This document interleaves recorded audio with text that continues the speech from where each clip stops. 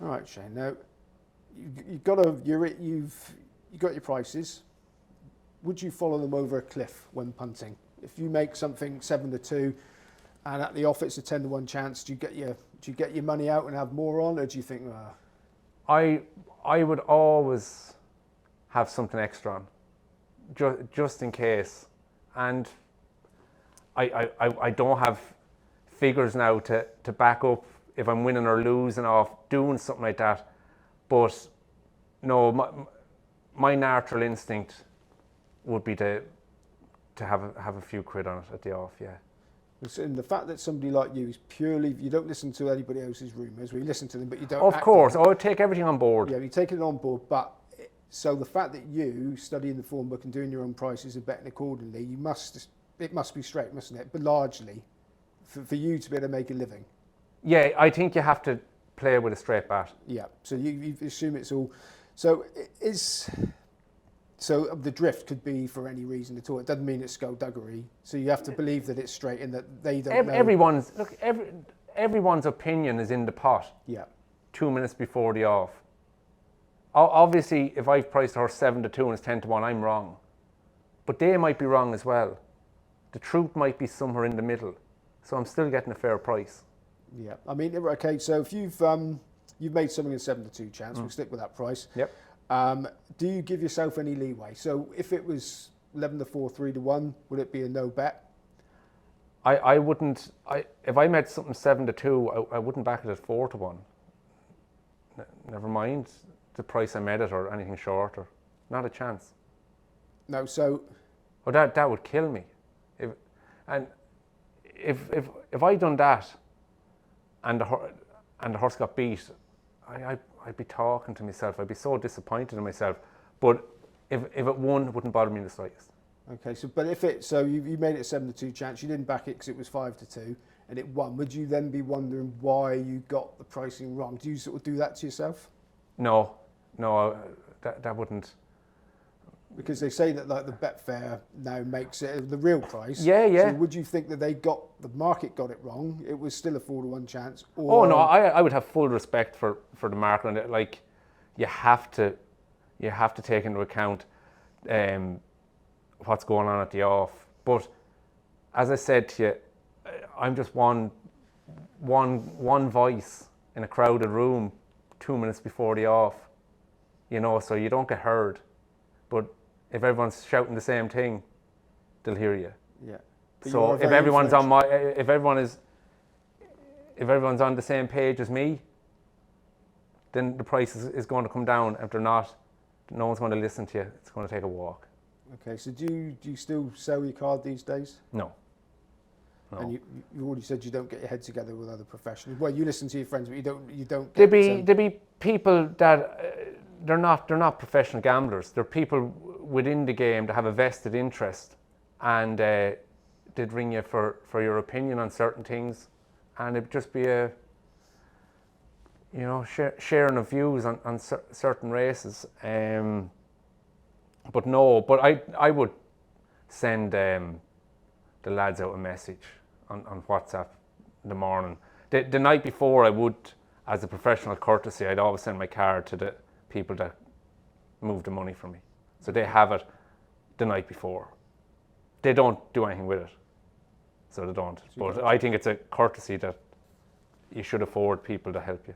You've got a trusted group of people then. Yeah, I trust them 100%, yeah. Okay, so we get down to the nitty-gritty practicalities of this then. So how do you manage to get on, especially in the early markets? I have a facility that I can get on to win decent money the night before, and I'm happy to do that, because it goes back to what you were saying earlier.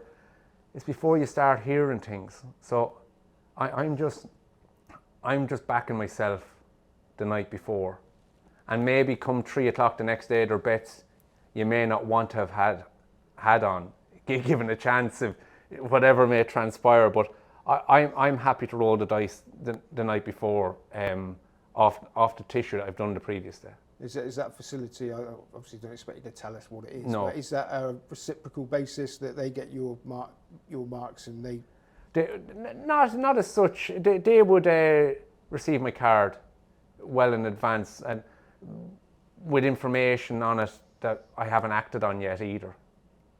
I think that's more than fair, that I should do that for them. So a couple of people get it the night before and they use it for themselves the next day. Okay, so would you picking your winners? You sort of watch every video, make notes. I'd watch all the race, and I'm usually in the office anyway, so I get to see most of it live. If not, I'd watch it back whenever I was home. But I don't take any notes. No. No, so it's just all up there. Do you know what it is? It's just the repetition of it. As I said to you earlier, horsecraft 7 or 8 runs. You have it in your mind. You have it in your mind about what they are. That might change slightly with another 3 or 4 runs under their belt. So even that's why I'll always check the horse in the race every day, because you always just learn something different about them. And I like horses to have a good few runs before I'd make a real judgment on them too, or to be confident in your judgment. Because I remember one day there was an interview on TV, and Martin Pipe was being interviewed, and the guy who was interviewing him said, it was a 2-mile hurdle, and he said he got past, 2 of them went by him on the run, and he said he obviously didn't stay. He said that horse wants 3 mile. He said visually, he said there's very little difference between being outstayed and outpaced. And it's something that always stuck with me, not to make a rash judgment on a horse visually. And it has transpired horses that you didn't think were getting home over a mile ended up winning good handicaps over 1.6 mile and 2 mile on the flat in my time. It was something that always stuck with me, what Martin Pipe said that day. Now, how many races a day, rough on average, would you get involved with betting? It would purely depend on the prices that are there. I could have a bet in every, if the prices dictated it, I'd have a bet in every race, and I'd be happy to have no bet if the prices weren't there. And I couldn't tell. I would say on average, if your average 8 race card, I would say 4 to 5. I'd say would be a ballpark figure. But as regards staking and that on the card, if I thought there was 4 good bets or 5 good bets, I'll back them all accordingly. And if I just think they're on the edge, I'll reduce it. So I will. So everything on its merits. And there's no races that you go for and just put a line through without even looking I would put the meetings on today. There's a line went through 5 of the 8 races. So. Okay, so you talked about your staking. So how do you manage your staking? Have you got like a in your head staking plan? It would boil down to sometimes you're backing a horse at 3 to 1 that you've made 2s, and you like it. You think it might draw, but there's other times you're backing a horse at 3 to 1 that you've made 2s, but you really fancy it. I think it goes back to a gut feel and intuition to when 2 similar cases like that, where the pricing is the same, might lead you to have maybe a bit more on one of them. But it would come down to the price difference and the price of the horse. So, generally speaking, if you're talking a horse at 10 or 12 to 1 that you want to be with, you're probably giving yourself an opportunity to win 3 to 4 grand. On say ballpark, and the reason that might seem an awful lot to some people, and it might seem like a wasted opportunity to others. But what I have to bear in mind is, and it's stood to me over the years, is that for the longevity of it, I can't be asking some guy to have me 800 each way at 12s. That relationship is not going to last. He's going to come back to you and say he can't get those bets, and you're burnt. So because I'm pricing all the cards, and I'll play any race from a nursery to a hunter chase. I'm comfortable doing that. I have enough opportunities. I mean, in what other industry could you give yourself a chance 4 or 5 times a day to win 3 or 4 grand with the odds in your favour. There's no other place I would get that opportunity. So you talk about winning, because you obviously do win because you're a professional punter, but I'm assuming that you have losing runs the same as everybody else. Yeah. How do you deal with them mentally? Not so bad now these days. I've learned to go easier on myself. I'd say years ago, when you were getting going and that, and maybe you just wouldn't have had the experience or the same confidence in yourself, you'd be hard on yourself. But you have to be consistent. There's no point, if I have a bad day today, there's no point me sitting down for 3 or 4 hours tonight moaning and being tough on myself when I'm going to get up tomorrow and do it again. You know, I've learned to live with it. Like the beginning of 2021, I definitely the worst run I'd ever been on. It was like someone turned the lights off on January the 1st. Everything was fine, and it lasted 10 or 11 weeks, and it didn't turn until the week at Cheltenham. Or it wasn't at Cheltenham, down Ryle on the Thursday, St. Patrick's Day. I had a big touch that day, and it switched. But those 10 or 11 weeks were character building now, and I take comfort in the fact that I came through that period. I'll probably be okay mentally going forward with it. But that was the worst run I ever endured. So it was tough.